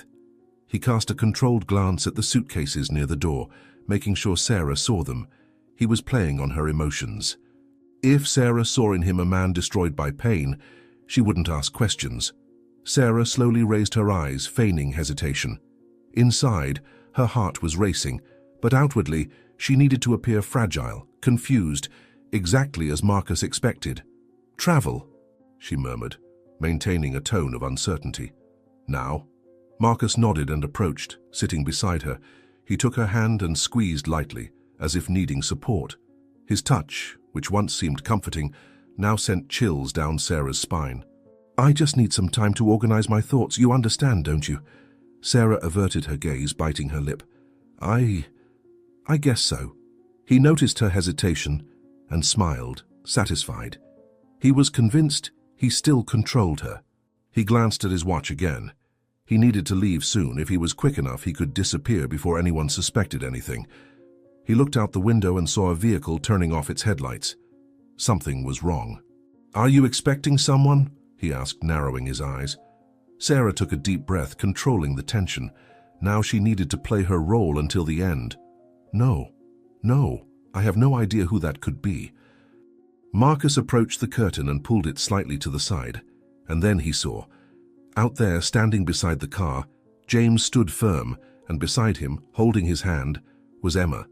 Marcus froze. His jaw locked, his fingers gripping the fabric of the curtain tightly. The impossible had happened.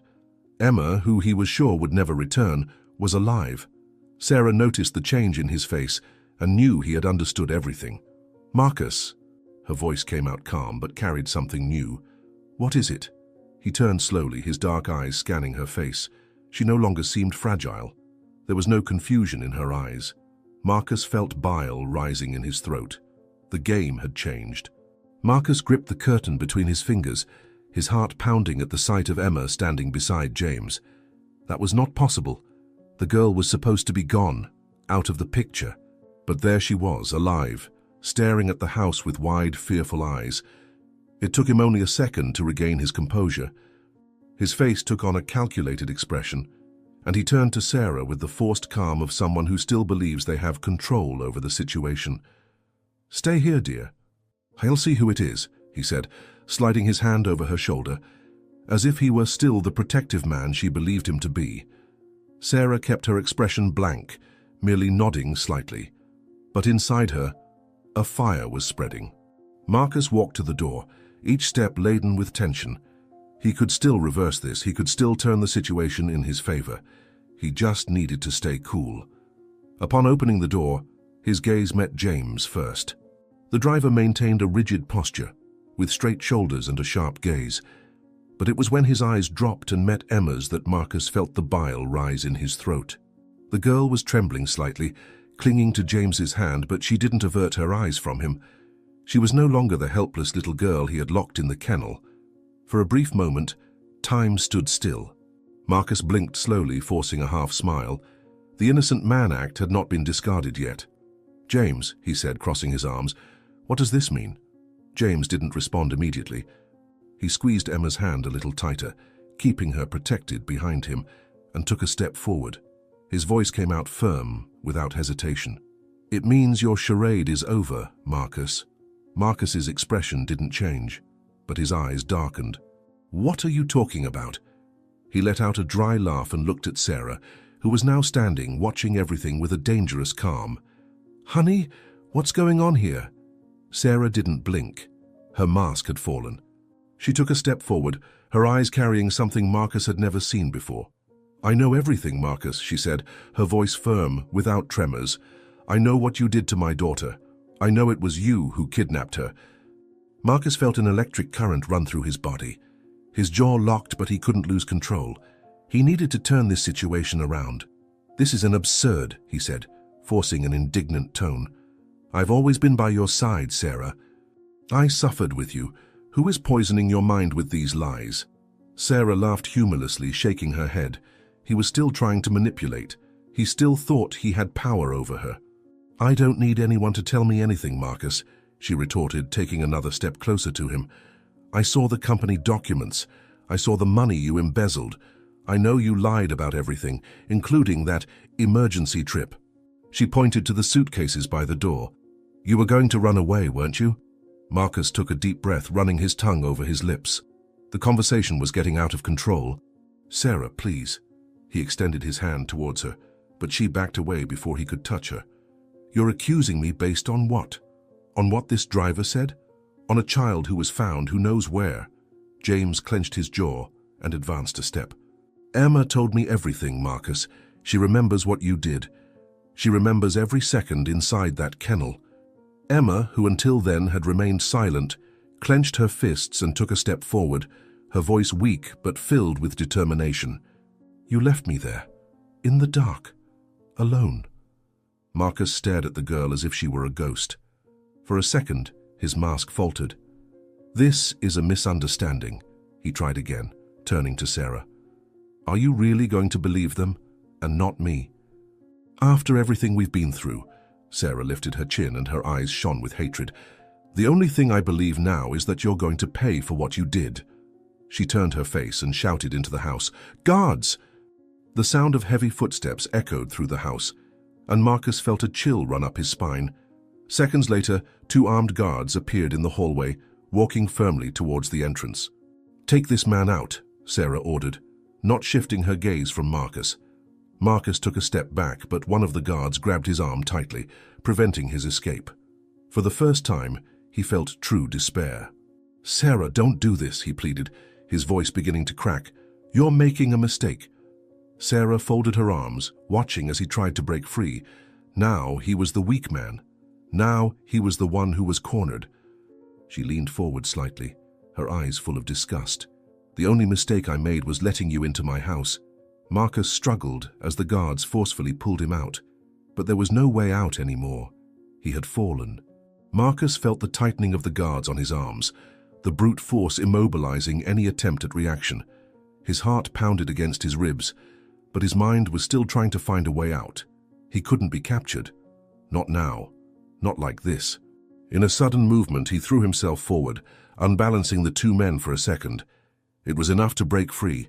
The survival instinct took over, and Marcus ran to the side of the house, swerving to avoid one of the pieces of furniture at the entrance. He needed to escape. "Get him!"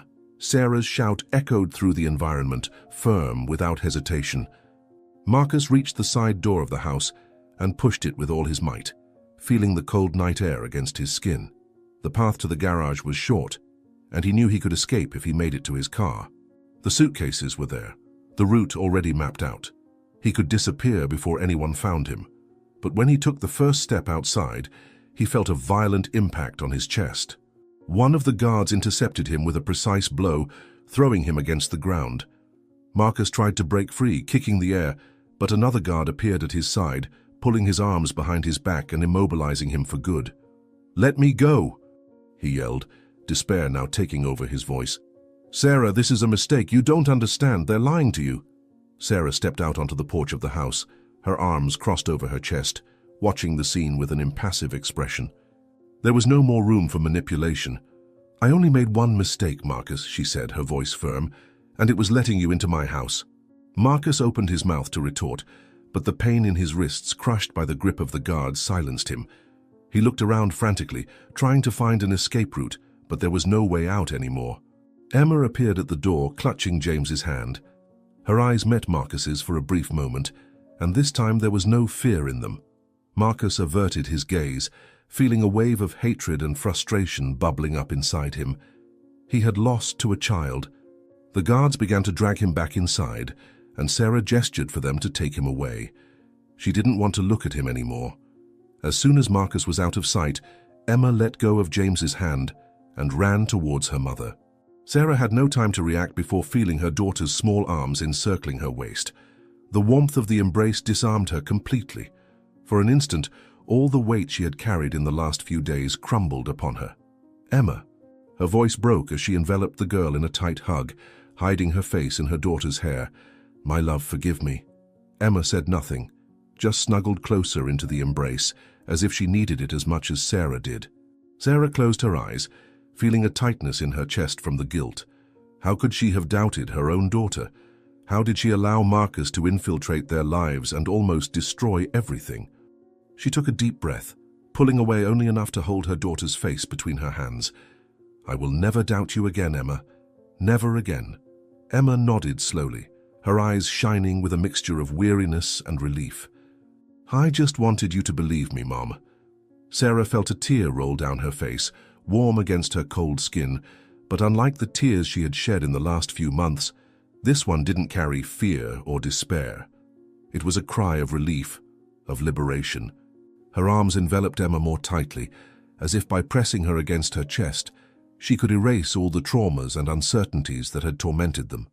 "I believe you," she repeated, her voice a little choked, but full of conviction. "And I'll never let anyone hurt you again. Never again." Emma nestled into her mother's embrace, feeling the familiar scent of lavender mixed with Sarah's soft perfume. For so long, she had dreamed of this moment, of the feeling of absolute security, of knowing that nothing could ever separate them again.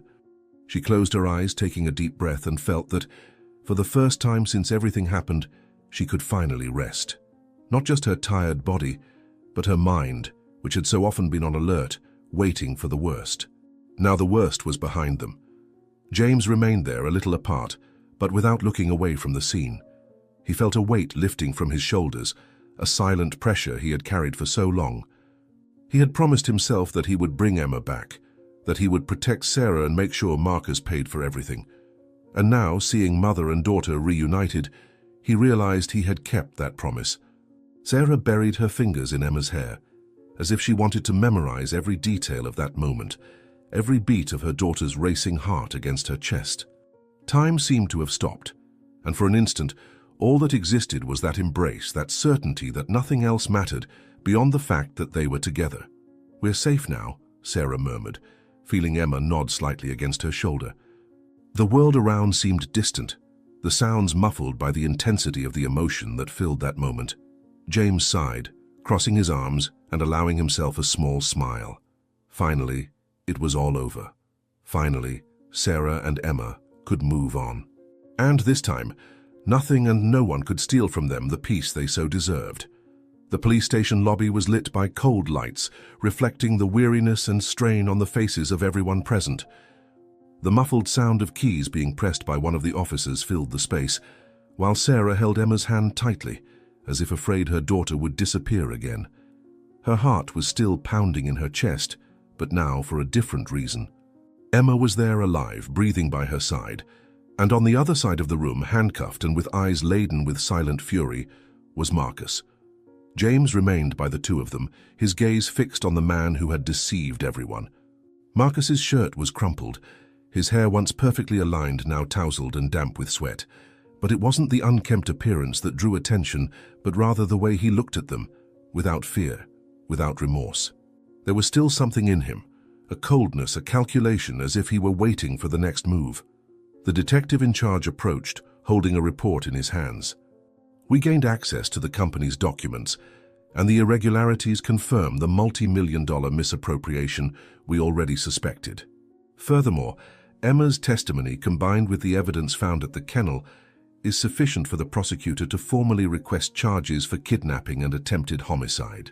He looked at Sarah, his expression serious. This means Marcus will remain in custody while we await trial. Sarah nodded, feeling the weight of those words. She should feel relief, but a part of her was still processing the fact that a man she trusted, to whom she had opened the doors of her home and her company, was capable of such cruelty. Can he try to make a deal? Can he be released on bail? Her voice came out hesitant, laden with fear. The detective sighed, flipping through some pages of the report. We're dealing with a high-risk case. With all the evidence we have, a judge will hardly grant bail. Furthermore, we've identified financial movements that suggest an attempt to flee. He won't be getting out anytime soon. Emma looked at Marcus without blinking, her tiny fingers tightly gripping the hem of her mother's shirt. The girl couldn't forget the nights she spent in that kennel, the cold, the fear that he would come back to hurt her. Now, there at the police station, she hoped to feel safe. She hoped that seeing him handcuffed would be enough to erase the nightmares. But something inside her told her it wouldn't be that easy. "Emma," James called softly, crouching down to be at the girl's level. "It's all right now. He can't hurt you anymore." But Emma didn't shift her gaze from Marcus. There was something burning inside her, a childish anger, but at the same time too mature for a 7-year-old. "He thought I wouldn't come back," she murmured, her voice firm though a little shaky. "He thought he'd leave me there forever." Marcus raised his eyebrows and smiled. A small, almost imperceptible smile, but one that made Sarah's blood run cold. He knew he had lost the battle, but he hadn't lost his essence. "You're a smart little girl," he muttered, before one of the officers pulled him by the arm, leading him to the temporary cell. The impact of those words left a tension in the air. Sarah felt her breath falter, but soon she hugged Emma tightly, protecting her from any remnant of that man's presence. "He'll never touch you again," she assured, her voice coming out low but firm. "Never again." The officer leading Marcus away paused for a moment before proceeding down the hallway. "If you want, you can watch him being taken to detention," he said, his voice neutral. "But if you'd rather not witness it, I understand." James crossed his arms, watching Sarah and Emma. He knew that decision wasn't up to him, it was theirs. Sarah closed her eyes for a moment and took a deep breath. She didn't need to see him being taken away. She didn't need anything else. She just held Emma a little tighter against her and murmured, "It's over." James nodded and stepped back a bit, giving them space. But as he turned to observe Marcus one last time, he saw something in his eyes. Something that made him stay on high alert. Marcus was a dangerous man, and men like that never accepted defeat easily.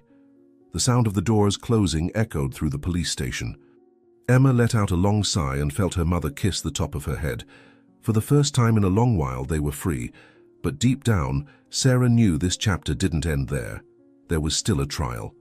There were still memories that needed healing.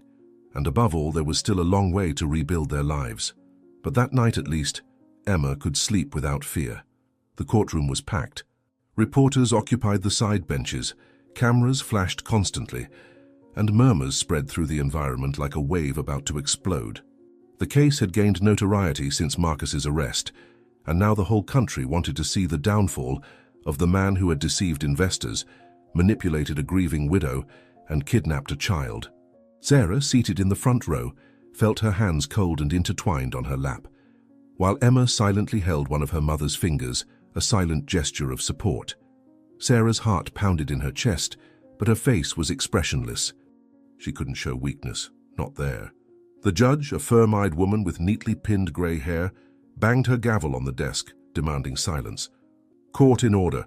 Let us begin the hearing of the defendant Marcus Whitmore, accused of financial fraud, document forgery, misappropriation of funds, and kidnapping of a minor. Her voice echoed through the high courtroom walls, and Sarah held her breath. By her side, James maintained a rigid posture, his eyes fixed on the handcuffed figure on the other side of the room. Marcus, dressed in a cheap suit and without the shine of the confident man he had been, raised his gaze for just a second before crossing his arms. His face remained impassive, but there was something in his expression that Sarah recognized well. He still believed he could get out of this situation. The prosecutor stood up, walking slowly to the center of the courtroom. Your Honor, ladies and gentlemen of the jury, today we will present evidence that Marcus Whitmore built a web of lies to enrich himself at the expense of a vulnerable family. He not only stole millions from a company that didn't belong to him, but also committed unforgivable acts, putting an innocent child's life at risk. The prosecutor paused for a moment, looking directly at Marcus, who kept his chin raised. The defendant acted with coldness, premeditation, and without the slightest remorse. The defense attorney, a young and ambitious woman, stood up and straightened the lapel of her blazer before beginning. Your Honor, I ask that we remember that until proven otherwise, Mr. Marcus Whitmore remains innocent. Allegations and emotions do not substitute concrete evidence. She gave a slight smile, swiveling on her heels to face the jury. My client was a business partner to Mrs. Sarah Vasconcelos, a man who stood by her side in difficult moments. What we have here is not a criminal, but rather an unjustly accused businessman in a scenario of emotional tragedy. Sarah felt her stomach churn. How could someone have the courage to defend Marcus after everything? Her mind went back to the moments at the kennel, to Emma's despair, to the chilling terror of the night when her daughter could have been lost forever. She gripped her fingers around her leg, fighting against the anger that boiled in her veins. We call our first witness, Mrs. Sarah Vasconcelos. The prosecutor's voice brought Sarah back to the present. She took a deep breath, stood up, and walked to the witness stand. Her eyes met Marcus's for a brief moment, but she did not look away.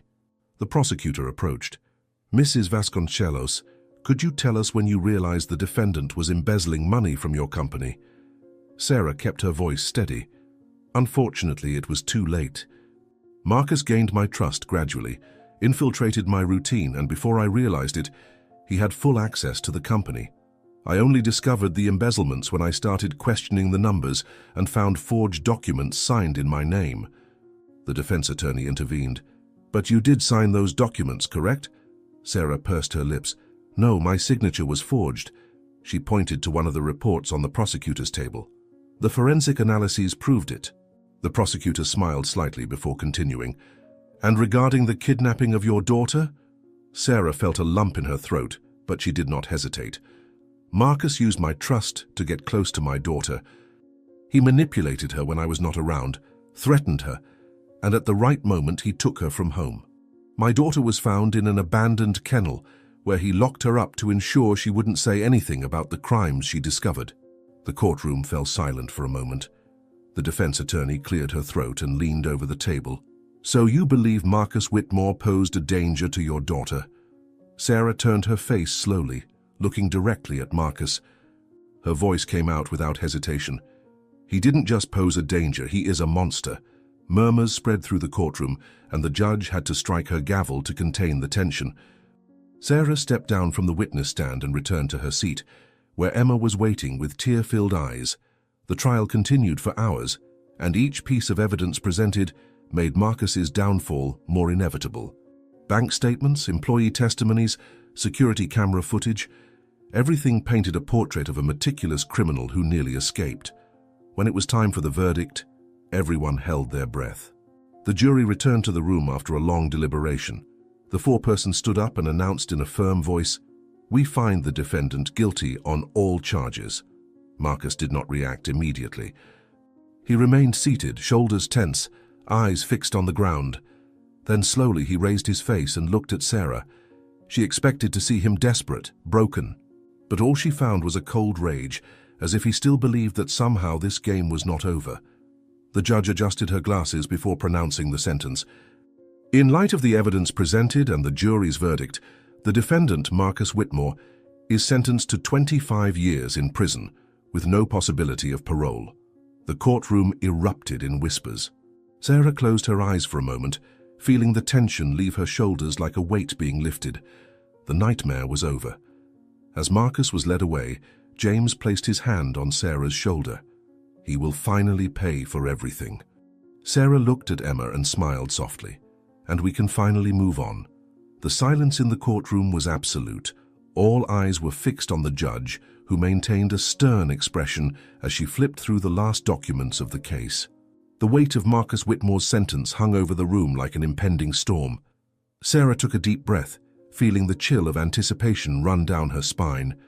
By her side, Emma gripped her fingers tightly, and James, firm as a rock, kept his eyes fixed on the defendant who, even in the face of imminent conviction, maintained an arrogant posture. The judge adjusted her glasses on her nose and raised her gaze to Marcus.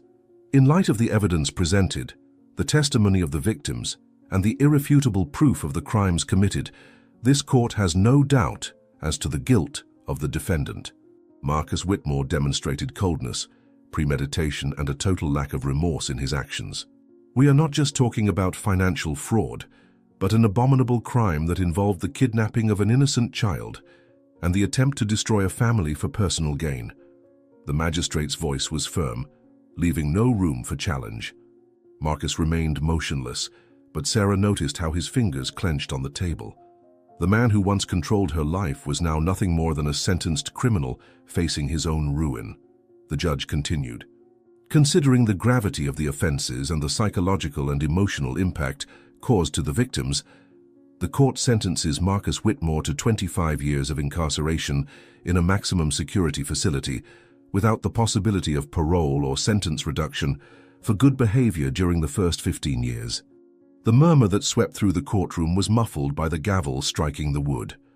Sarah felt a wave of relief wash over her body, as if a weight she had been carrying for so long had finally been ripped away. Emma looked at her mother with wide eyes, waiting for confirmation. "He can't hurt us anymore." Her voice was small, almost hesitant, as if fearing that all of this was a fleeting dream. Sarah turned to her daughter and cupped her face tenderly. "Never again, my love." Her voice came out choked but carried an unshakable certainty. "You're safe now." Emma blinked a few times, absorbing those words, until a small smile appeared on her face, a shy smile, but genuine. For the first time since it all began, she felt she could breathe without fear.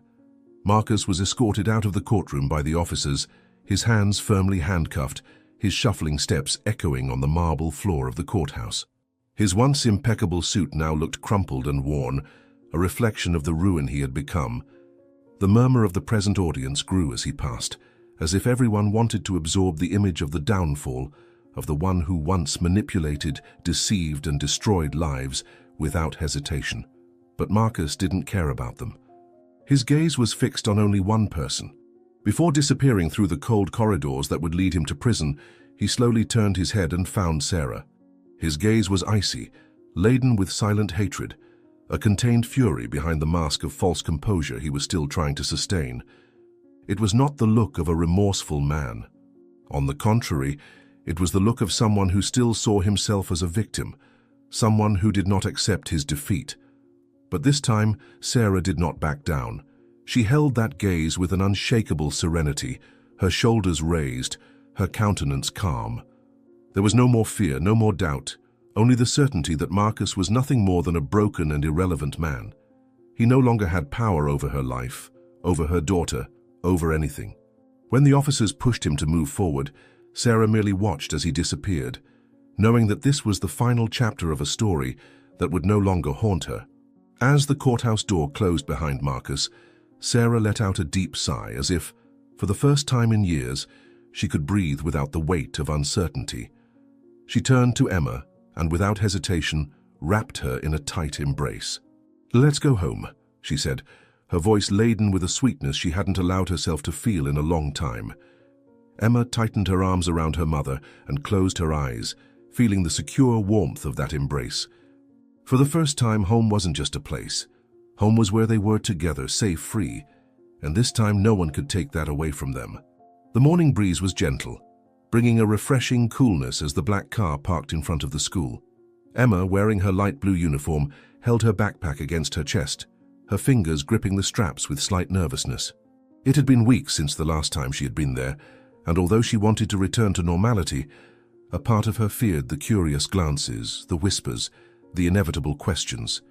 Sarah, sitting by her side, noticed her hesitation and took her hand affectionately. "I know it may seem scary, but you're stronger than you think, my love," she said, with an encouraging smile. Emma looked at her mother and took a deep breath before opening the door. As she stepped into the courtyard, she saw some children playing and others watching her arrival. For a moment she felt out of place, as if she no longer belonged there. But then a friend from her class ran up to her and hugged her without hesitation. "Emma, you're back." The hug was unexpected, but it warmed her chest.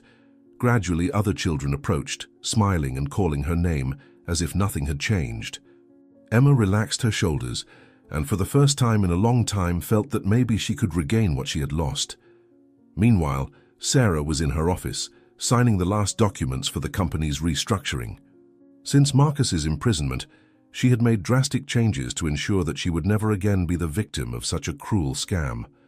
She hired corporate security experts, reviewed every contract, and implemented new financial protocols. The trauma still haunted her, but now she was stronger. She looked up at James, who was standing in front of her desk, a mixture of pride and gratitude in his gaze. "James, I've been thinking," Sarah began, closing the folder and crossing her arms on the desk. "There is no one I trust more than you. Throughout all these years, you've been by my side, cared for Emma as if she were your own family, and more than that, you saved our lives." She paused, taking a deep breath before continuing. "That's why I want you to take on the role of general manager of the company. You deserve it." James blinked a few times, absorbing those words. "Mrs. Sarah, His voice failed for a moment, something rare for him. "I don't know what to say." Sarah smiled. "Say you accept it." James finally smiled back, nodding. "I accept. With great pride." Sarah leaned back in her chair, feeling that for the first time in a long time, things were finally falling back into place. She looked out the glass window, watching the bustling city, and knew that the worst was over. Emma was safe, the company was protected, and by her side she had the right people. Now they could start over. The afternoon sunlight illuminated the spacious kitchen, casting golden hues over the table where Emma was drawing intently. Her small hands moved the colored pencil with precision, bringing to life a vibrant scene, her and Sarah holding hands, smiling in front of the house. Since everything happened, Emma had changed. She was still a sweet girl, but now she carried an unexpected maturity for her 7 years. The fear that once dominated her gaze was beginning to give way to confidence, and that was Sarah's greatest victory. "You look so beautiful in this drawing, Mum," Emma said, holding up the paper to show her. Sarah smiled, feeling a cozy warmth in her chest as she saw the image. "And you managed to capture my best angle," she joked, sitting down next to her daughter and analyzing the details of the drawing. "That's how I see you," Emma replied, her voice laden with affection. "Always holding my hand." Sarah held back tears. In the past few months, every moment by Emma's side seemed even more precious. They had become inseparable, making up for the time Marcus had tried to steal from them. Lunches were longer, bedtime stories became sacred, and Sunday outings were non-negotiable. "I promise, my love, that I will always be here to hold your hand," Sarah said, wrapping Emma in a tight embrace. The company, which once seemed on the verge of collapse, now prospered under Sarah and James's firm leadership. The scandal involving Marcus could have hurt the business, but to everyone's surprise, the opposite happened. Community support was overwhelming. Old partners renewed contracts, new investors emerged, and even employees who had left out of fear returned, ready to help rebuild what had almost been destroyed. "Sarah, the press wants an interview with you about the company's recovery," James said, entering the office with a tablet in his hands. "They want to know how you managed to reverse the crisis and emerge even stronger." Sarah smiled, straightening some papers on the desk. "Tell them it was through hard work, transparency, and most importantly, having the right people by my side," she replied, casting a grateful look at James. "Without you, none of this would have been possible." James crossed his arms and smiled. "I just did what was right, but if you want to know, I think you've always had that strength within you. You just needed a push to see it." Sarah nodded, feeling that for the first time he was right. The community's support also extended beyond the company. In the neighborhood, neighbors and friends began to show even more affection for Emma and Sarah. The case of the kidnapping and financial fraud shocked everyone, but it also awakened a sense of unity. When Emma returned to school, the parents of the other children joined together to ensure that she had a welcoming environment.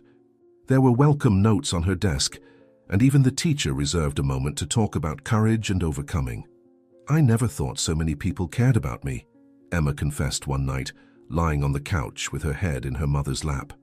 Sarah ran her fingers through her daughter's hair, smiling. "Sometimes the worst helps us see the best in people," she said, kissing her forehead. Life, which for so long had seemed out of control, was finally settling down. There were scars, yes, but there was also love, strength, and a future full of new possibilities. And that was all they needed to move forward. The therapy room was lit by a soft light, decorated with pastel tones and children's drawings pinned to the walls. Emma was sitting on a comfortable couch, her hands resting on her lap, while watching the therapist with attentive eyes. It was her 5th session, and each time she entered that room she felt a little lighter. Talking about what happened wasn't easy, but little by little she was learning that fear didn't have to define her life. "And how do you feel when you think about what you went through?" the therapist asked, her voice calm and patient. Emma bit her lower lip, pensive. "I still have nightmares sometimes," she confessed, "but now I know they were just bad moments. They can't hurt me anymore." On the other side of the two-way mirror, Sarah watched, her heart filling with pride and sadness at the same time. Seeing Emma find words to express her feelings was a reminder of everything they had been through, but also of her daughter's incredible strength. For so long, Sarah had believed it was her duty to protect Emma at all costs, without realizing that the girl had her own courage, her own light. When Marcus entered their lives, she ignored the instincts screaming inside her, and now she knew she would never make that mistake again. "Emma, do you feel safe now?" The therapist's question was direct, and the girl took a deep breath before answering. "Yes, because now I know that if something doesn't seem right, I can speak up, and my mom will believe me." The words fell like a blow to Sarah's chest. She swallowed hard, remembering all the times she doubted her daughter's intuition, every silent warning she had ignored. That night, as she brushed Emma's hair before bed, Sarah felt the weight of everything they had lived through gradually dissipate, as if each strand that slid between her fingers carried away a fragment of the painful past. The brush glided smoothly through the girl's hair, which was longer and shinier, and the warm yellow light of the lamp cast soft shadows around the room, creating a cozy and peaceful atmosphere. The light scent of lavender permeated the air, coming from the small sachet that Emma left by her bed every night. Sarah watched her daughter in the mirror, seeing the reflection of a girl who, despite her young age, already carried an unwavering strength. She took a deep breath before finally voicing what she had kept inside. "I made a mistake, my love." Her voice came out low but full of meaning. Emma looked up, curious, her long lashes blinking slowly. "What kind of mistake, Mom?" Sarah smiled sadly, running her fingers through her daughter's soft strands. "I should have trusted you from the beginning. I should have listened to how you felt. You always saw what my heart tried to deny." Emma turned a little, looking her mother directly in the eye, and held her hand gently. "But now you listen." Sarah nodded, her eyes glistening with silent emotion. "And I will never doubt you again, my love." Emma smiled softly, her gaze filled with understanding and relief. In that moment, Sarah knew that they were both finally free, not only from the past but from the shadows that had once threatened to tear them apart. The prison truck advanced along the dirt road, raising dust as it passed through the iron gates of the state penitentiary. Marcus was handcuffed, his wrists bound by rigid chains, and his gaze fixed on the small rusted plaque above the entrance. Agricultural Penal Unit. His jaw was clenched, the muscles tense under his orange prison shirt. The hot, dry air entered through the bars of the vehicle, carrying a peculiar smell, an odor of moisture, feed, and wet fur. He felt a shiver run down his spine as he realized where that smell came from. As he got off the truck, a tall, burly guard pulled Marcus by the arm and led him inside the unit. The sound of the gates closing behind him sounded like a definitive sentence, a warning that his freedom would never return.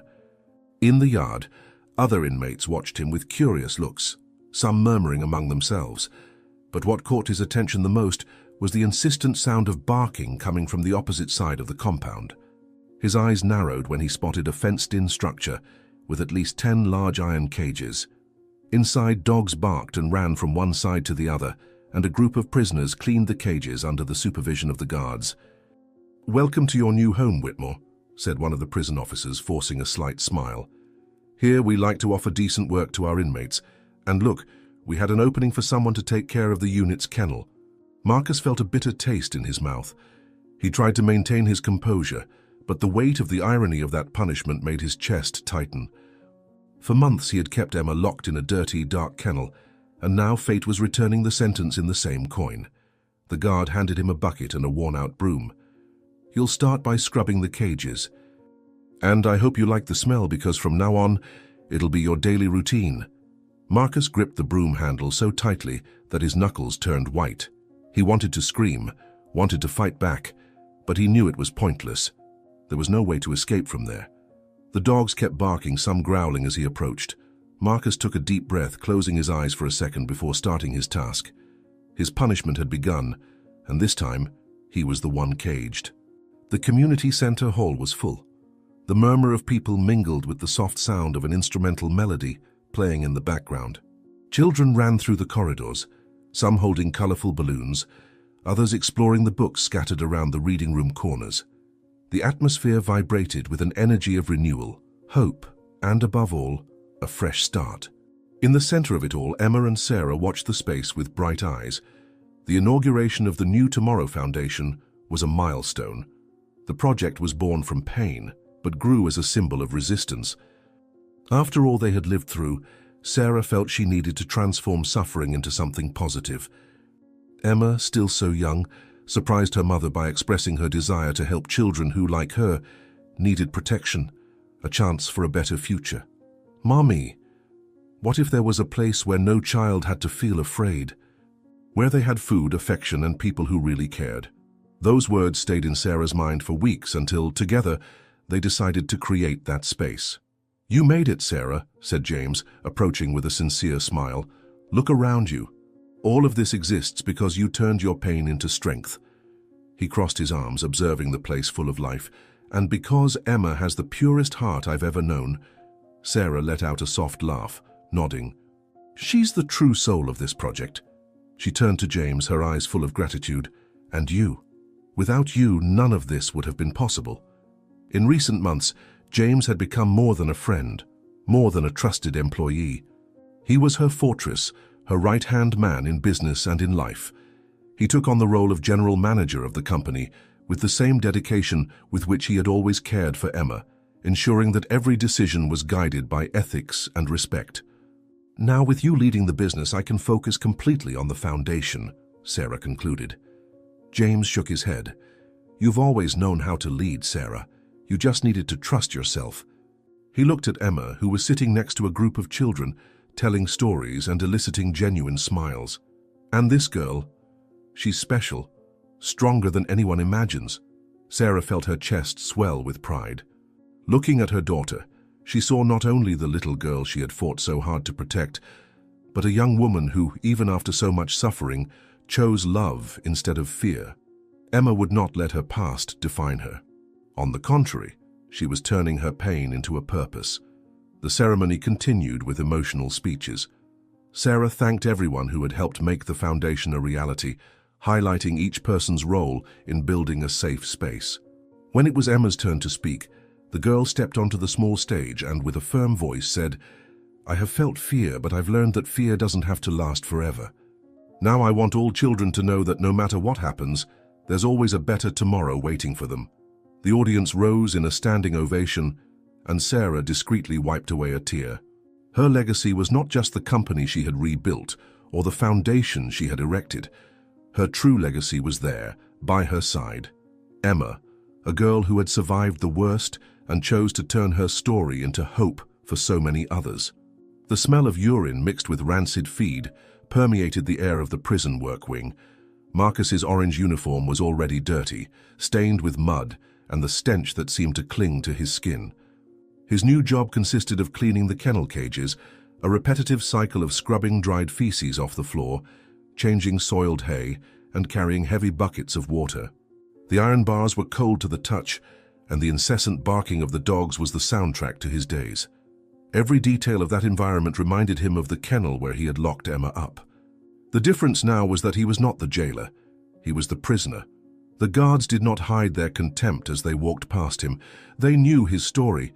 They knew his crimes. "How's it going, Whitmore? Enjoying your new home?" One of the officers laughed as Marcus scrubbed the filthy floor. He did not respond. There was no charm, no manipulation, no strategies to escape. With each passing day, he felt the world had forgotten him. And deep down, he knew that was exactly what he deserved. As Marcus sank into the filth he had once imposed on an innocent child, Sarah and Emma thrived. The company that had almost been destroyed by him was now stronger than ever. Under Sarah and James's leadership, the business grew, fortified by transparency and the values she had promised never to compromise again. The Vasconcellos' name, once associated with scandal, was now a symbol of overcoming adversity. Emma, in turn, was a new girl. There were scars, but they did not define her. "Mom, do you think he thinks about us?" Emma asked one night as they dined in the garden, illuminated by small lights hanging between the trees. Sarah set down her utensils and looked at her daughter. "Maybe, but it doesn't matter anymore." Emma reflected for a moment and then smiled. "I don't think it matters either." And in that smile, Sarah realized the cycle had finally closed. They had won. The past could no longer hurt them. Life went on, but not just mechanically. Each passing day brought a new achievement, a small detail that might once have seemed trivial, but now carried symbolic weight. Mornings at home were filled with the soft aroma of fresh coffee and warm bread coming out of the oven, while Sarah and Emma created new rituals, like having breakfast together on the porch, watching the garden that, like them, was blooming again. Emma's laughter, once hesitant, now filled the rooms of the house with spontaneity, and Sarah felt each day that her daughter was regaining the sparkle in her eyes. The company, which had almost been destroyed by Marcus's lies and betrayals, now thrived under a new philosophy. Sarah made a point of getting to know each employee personally, ensuring that no detail escaped her attention. "It's not just a business, James," she had once said, reviewing the monthly statements alongside her right-hand man. "It's the security of my family. I'll never again allow anyone to manipulate what we've built." James nodded, knowing those words were more than a promise. They were a declaration of principles. Meanwhile, in a cold, damp cell, Marcus was nothing more than a name on prisoner documents. His days were filled with the metallic sound of iron doors slamming shut, the incessant barking of the kennel dogs, and the weight of the loneliness of a man who, for so long, believed he would never pay for his sins. Outside, Sarah and Emma moved forward free, rewriting their stories with steady hands and resilient hearts. If Sarah and Emma's story moved you, don't forget to subscribe, like, and check out the story that's appearing on the screen now, specially chosen for you. See you soon.